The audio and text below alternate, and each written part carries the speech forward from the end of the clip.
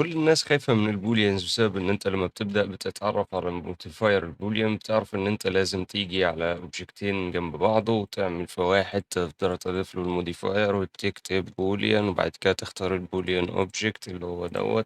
بعد كده تختار دوّة وبعدين تعمل apply وبعدين تحذف دوّة وتفضل تشوف بعد كده النتيجة مش عاجباك تفضل دايس Ctrl Z وترجع، وديّة الطريقة الصعبة وبسبب كده ناس كتير بتنفر من modifier boolean وبتفتكر إن هو حاجة صعبة جدًا، لكن الطريقة الصح إن أنت تروح لEdit Preferences وتفعّل الBool Tool Add-on وهي بتيجي مع Blender by default ما بتتحمّلش من برّه ولا حاجة، مجرّد ما تفعّلها هتقدر إن أنت بكل بساطة مجرّد ما أنت تمسك أوبجكتين، الObject اللي أنت عايز تقصّه من الObject اللي أنت عايز تقصّه منّه وتعمل Shift وتختاره وبعدين تتّك Control minus هتلاقي إن النتيجة ظاهرة قدّامك ومجرّد Modifier ما تعملوش Apply ممكن تفضل تحرّكه وتشوف النتيجة بتتحدّث قدّامك. وبرضه في أي وقت ممكن ترجع للmodifier وتحدد النتيجة بتاعتك fast والّا exact. لتوضيح solver exact بيدّيك أفضل نتيجة ممكنة ودقة عالية ولكنه بطيء، والfast بيبقى مجرد سريع وبيشتغل وهو ده اللي أنت هتحتاجه في معظم الأوقات، مش لازم تبطّئ المشهد بتاعك، لإن لو عندك عدد كبير من الbooleans وشغال بيهم كلّهم exact هتلاقي المشهد بقى تقيل.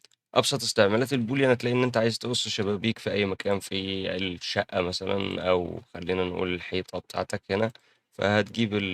مكعب تعمل له scale على medium point تجيب المكعب تحطه في أي مكان في الشقة وتتك shift وcontrol minus وخلي بالك إنه لازم علشان ده يشتغل كويس لازم تكون ضايف solidify modifier لو أنت عايز تبقى فاتحة فعلًا مش مجرد داخلة لجوه كده، وهتلاقي إنه بعد ما ضفت solidify قبل الpool tool زود في الthickness براحتك هتلاقي إن هي بقت شباك. الboolean modifier ممكن تستعمله في إنك تعمل أشكال معقدة بكل بساطة، وده كان فيديو سريع عن الboolean modifier، ولو حابب إن إحنا نتكلم عن الunion والintersect وبعض الاستعمالات التانية للboolean modifier اكتب لي تحت في التعليقات، وإن شاء الله نبقى نعمل فيديو كمان.